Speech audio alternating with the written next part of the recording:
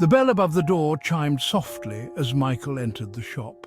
It was his fourth visit this week. Each time he found himself drawn to the warm glow of the store, the scent of sandalwood and lavender calming his anxious heart. Michael wandered through the aisles, his fingers trailing over dream catchers and crystals.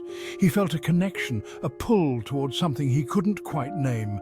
Michael wasn't a spiritual man. He didn't understand the allure of incense or the supposed power of gemstones. Yet something about this shop, tucked away on a quiet street corner, called to him. He felt a sense of peace within its walls, a feeling he desperately craved since his mother's passing. Each visit ended the same way. Michael would linger at the counter, a silent apology forming on his lips for not making a purchase. The kind-faced woman behind the counter, her silver hair braided like a crown, would simply smile. It was a knowing smile filled with a silent understanding that only deepened the mystery of Michael's pull towards the shop. Guilt gnawed at Michael's insides. He felt like a fraud, a trespasser in a sacred space. Every time he stepped into the shop, he felt the weight of his empty hands, the emptiness mirroring the void in his heart since his mother's passing.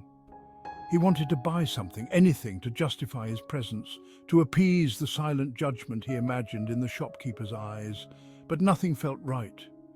He picked up a wind chime, its melody echoing his mother's laughter, but placed it back down. He examined a smooth amethyst, its purple depths mirroring his grief, but couldn't bring himself to buy it. It wasn't the money. Michael could afford something, anything.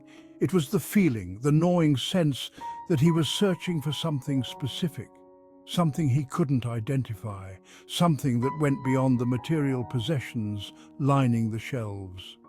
Michael felt lost, adrift in a sea of grief and uncertainty. On his fifth visit, the shopkeeper, a woman named Eleanor, spoke. Michael was browsing through a collection of books on dream interpretation, his fingers tracing the worn spines. He hadn't slept well since his mother's passing, haunted by dreams he couldn't decipher.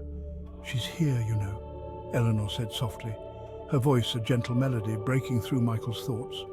Michael looked up, startled. Eleanor's gaze was fixed on him, her eyes filled with a knowing warmth. He felt his cheeks flush, a mixture of embarrassment and apprehension washing over him. "She guides you," Eleanor continued, her voice barely above a whisper. "Your mother. She wants you to find peace." Michael's breath hitched in his throat. He opened his mouth to speak, to question, to deny, but no words came out. Eleanor's words resonated deep within him, stirring a mixture of hope and fear.